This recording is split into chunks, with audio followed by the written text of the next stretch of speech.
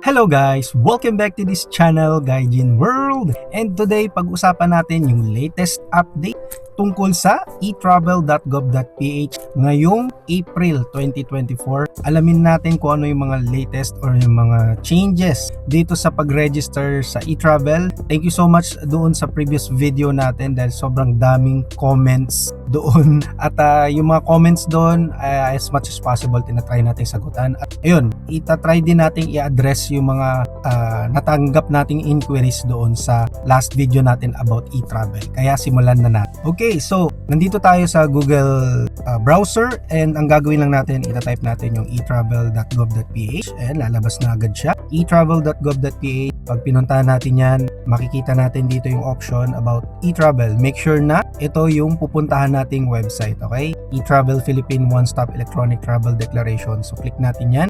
Bad gateway. Ang nangyari sa system nila. Ayun, ano lang yun? Commercial break lang yun.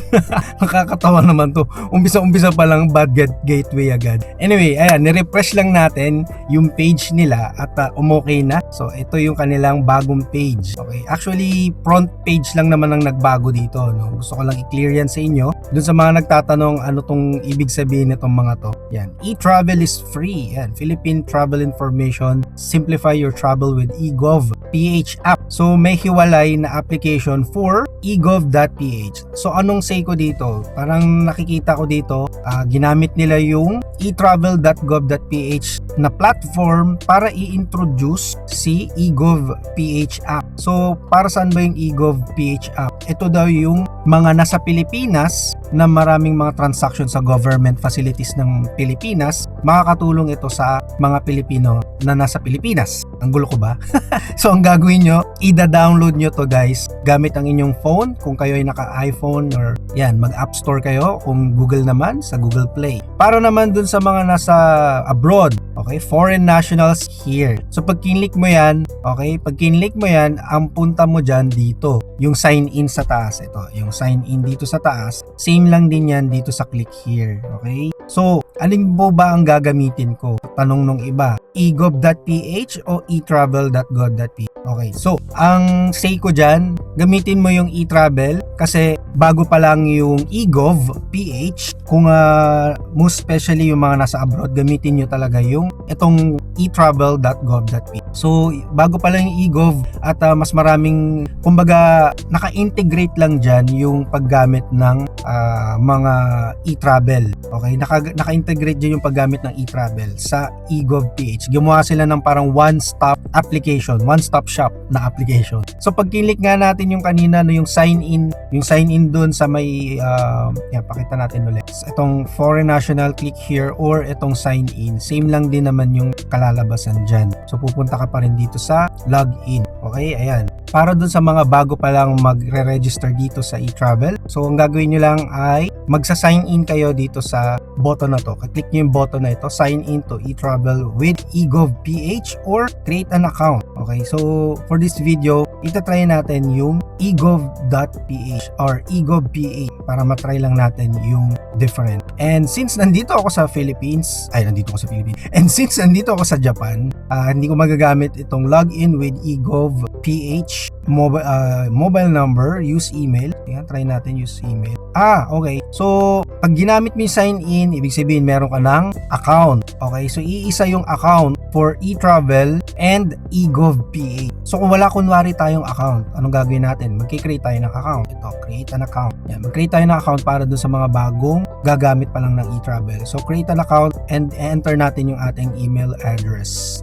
Enter our email address. Gamitin ko email. Okay. So, let's try to use an email address. Yan. And magsisend daw sila ng passcode doon sa one-time passcode. Okay, so make sure na ready tayo doon sa pag-enter kasi may oras yan. So, ito na, lumabas na doon sa email ko, 42578. Tapos, click continue natin yan. Continue. Okay, para ma-register. Tapos, mag-create tayo ng password. Create tayo ng password. Okay, tapos uulitin natin yung password confirmation kung paano natin tinype. Yan. And continue. Click natin continue. Tapos sabi dyan, password successfully created. So nandito na tayo agad sa step 1 of 3 ng onboarding personal information. Ayan, so nilipat lang natin yung ating camera. And ayan, punta tayo dito sa personal information. Okay, personal information. Take a selfie or upload an image. Dun sa mga may phone, pwede kayong mag-upload ng image from your photo camera roll. Ayan. Tapos, papipiliin nila kayo. So, let's try na mag-take ng selfie tayo. Ayan, nilakayan ko kasi yung screen ng ano ko. Selfie tayo dyan. Selfie tayo.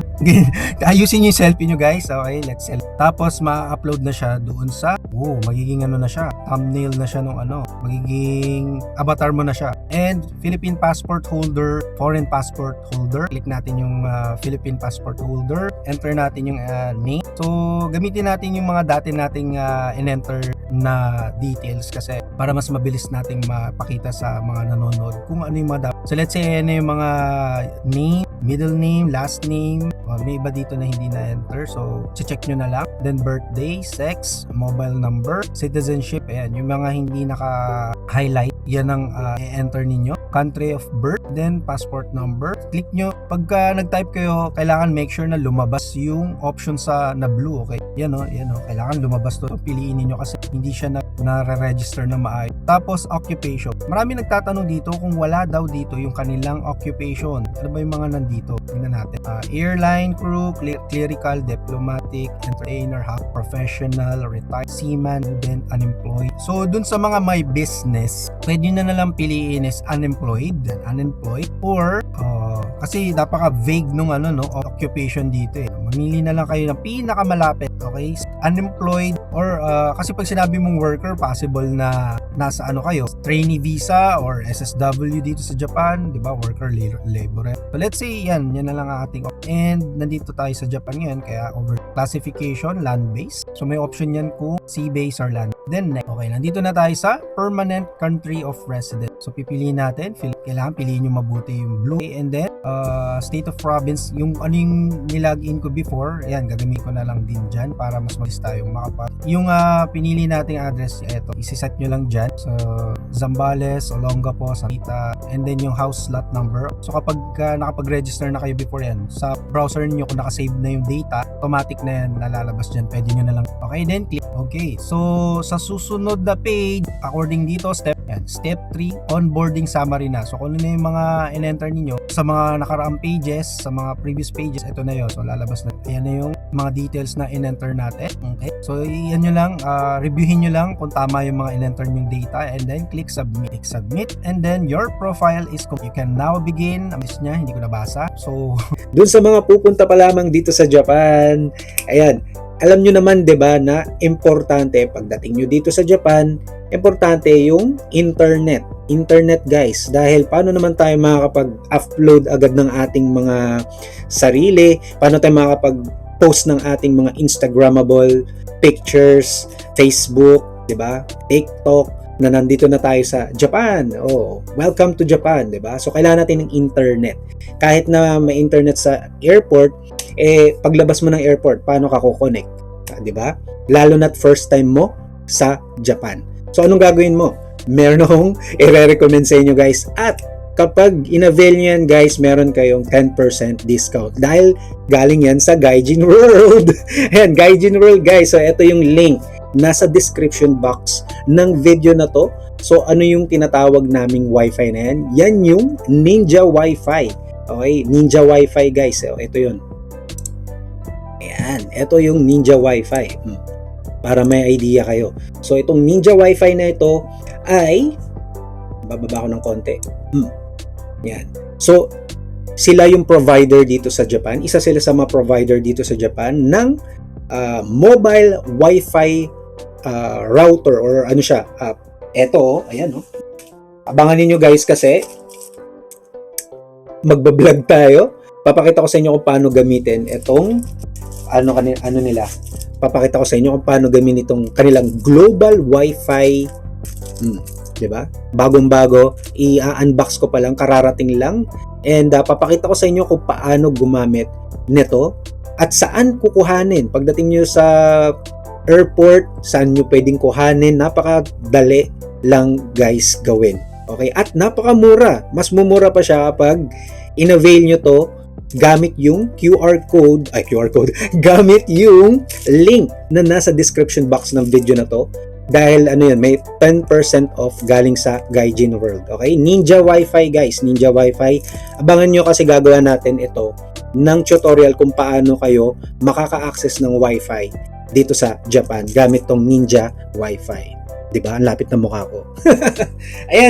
So sabi dito, nag-create pa lang tayo ng registration kanina. Okay? Registration pa lang yon. You may only register within 72 hours prior to your arrival or departure in the Philippines. Travelers are enjoined to present their e-travel QR code to flight boarding. So doon sa mga nagtatanong, paano kung meron silang family member? Ito po yung sagot dyan. Ito, for other family member. For me, current user. Kasi mga nagtatanong kung pwede bang isang account na lang ang i-register ko sa mga ibang mga kasama ko na family member na aalis or that. So dito pa lang after ng registration or ng account creation, dito nyo makikita yung option na yun. For me or for other family members. So let's say since bagong registration to, gamitin natin yung form. Mag-register tayo sa current user as current user. Then air, ibig sabihin kung ikaw ba ay darating or aalis ng bansa through air or airplane or barkos, arrival in entering the Philippines or departure leaving the. Ano ba yung dati kong ginamit? Arrival ba yung last na maalala? So let's say departure naman. Departure, click natin departure leaving. Then click continue. So nandito na tayo sa step 1 of 3 ng new travel destination. So ano yung mga information na kailangan i-enter? So ito yung mga information na dapat nating i-enter. So travel detail, purpose of travel natin. So aalis tayo ng Pilipinas, ano daw yung magiging reason kung bakit tayo aalis ng Pilipinas? Let's say holiday, pleasure, travel, vacation. Then traveler type, aircraft passenger, country of destination, Japan. Doon sa mga di pa nakapanood ng video ko last time kung anong kailangan yung planning na gagawin papunta dito sa Japan, yan panoorin nyo guys. Kailangan nyo talaga piliin yung option dito na blue para mag-proceed. Then destination, yung address niya. Okay, so let's say yan yung address. Kung saan kayo pupunta dito sa Japan, enter nyo yung address required. Okay, required. So piliin natin. So, ilagay nyo dyan yung address na pupuntahan ninyo dito sa Japan. Then, flight information. Kung kailan kayo aalis ng Pilipinas. Yan. Departure date. Click natin. Mayroon kayong option dito. Automatic. Naka-highlight lang dyan yung mga araw na pwede nyong piliin. Like, 72 hours daw eh. So, let's say yung pinaka-last na pwede dito. Okay? So, March. And then, date of return sa Philippines. Piliin natin yan. Let's say, para mga 2 weeks lang tayo dito. Name of airline. So, mamili kayo dyan. Philippine Airlines, Air Asia, Cebu Pacific. Then, pag pinili nyo yung Philippine Airlines, meron na tayong mga na-enter dyan. May mga nagsasabi na, paano kung wala daw yung flight number nila dito? Actually, ako nang huhula lang din ako dito.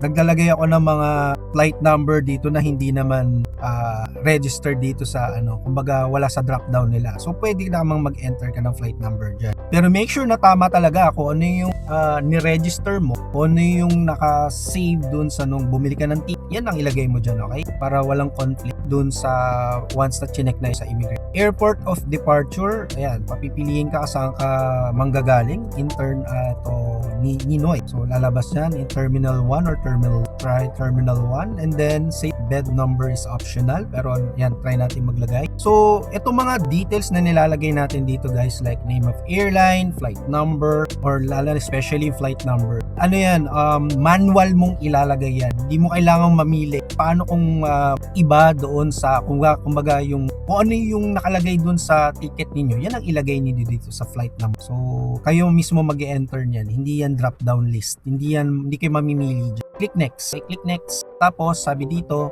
yung health declaration, hindi na tayo magpo-provide ng mga vaccination certificate as of July 2022 last year. So, kung ito optional lang naman to, countries work visited and transited in the last 30 days. Huwag na nating lagyan yan. Option lang naman yan. Optional. Have you had any history na mayroong daw kayo nakahalubilong mga may communicable infectious disease? So, lagyan natin no. Then, have you been sick in the past 30 days? No. Then, click. So, ayan na. Ito na yung summary ng new travel declaration summary. Ano lang natin, reviewin lang natin yung mga details na in-enter natin. Sa mga nanonood, ayan, pakisundan kung paano natin ginawa. Kasi, lalo na yung may mga questions about dun sa registration. Okay, so tapos nagkamali daw ng, let's say, suffix tulad sa pangalan. Okay, ito dito may mga nag-email na sa atin or may message sa atin na nagkamali daw sila ng entering ng mga pangalan nila, last name, detail, middle name, first name, last name, suffix, nagkamali daw sila. Pwede nyo namang i-edit yun. Puntahan na tayo dun sa submit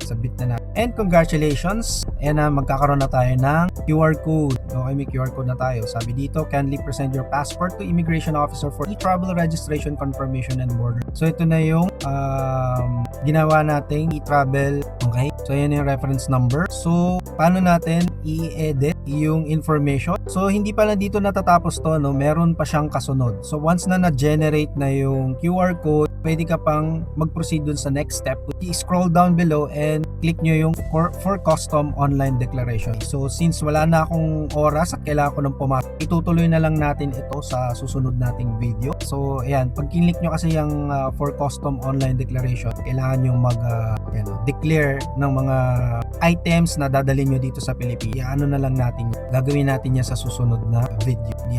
Pagka wala ka naman de-declare, click no. So may option dito, back to home. Baka dito yung option para have you no na. So save natin daw yung QR code. So paano nyo isi-save yan? Pwede ng screenshot. Okay, pwede yung screenshot do sa mga may mobile. Then back to home tayo. Then already save, back to home. Click natin yung back. Ayan, so pag nag-back to home tayo, meron ng parang ano dito, no? Yan, yung summary ng mga ginawa natin kanina, number, travel history, proceed to immigration, and view, edit, QR code. So dito nyo makikita guys, dito kayo pwedeng mag-edit ng mga changes na kailangan nyo gawin dahil let's say nagkamali kayo ng pag-enter ng details doon sa nagkamali kayo ng pag-enter ng mga okay, so dito may view, edit, QR code. Pwede kayo mag-generate uli ng QR or mag-save ng QR code din. So pag click nyo yung i-edit, yung edit, ayan, edit, mukhang mag-alarm na, ayan. Babalik kayo ngayon doon sa new travel destination. Although sa travel ito so sa yung pangalan, let's say nagkamali, cancel na. Ito, dito nyo i-edit, ayun, edit, dito, edit, yan. I-edit nyo yung personal information nyo dito, yan. Diyan nyo kayo mag-i-edit ng information ninyo. Click nyo yung pencil icon para mabalik nyo sa pangalan ninyo. Ayun, di ba? Madali lang, simpleng-simple. Okay, para dun sa mga nagtatanong. So yun guys, kung nagustuhan nyo tong video na to, ayan, sundan nyo or antayin nyo yung kasunod na video natin about dun sa custom declaration. Like, share, and subscribe. Kung hindi ka pa nakasubscribe, mag-subscribe ka na at hit mo yung notification bell para lagi kang updated sa aming mga susunod pang i-upload na mga videos at sa iba pa mga topics namin related sa pamumuhay dito sa Japan. Punta yung YouTube homepage, i-click nyo yung playlist dahil marami kaming playlist dito na makakatulong yung pamumuhay dito sa Japan. Thank you so much again for watching. This is Alan and I will see you on our next video. Huwag nyo kalimutang i-check yung mga videos na lalabas ngayon. Bye!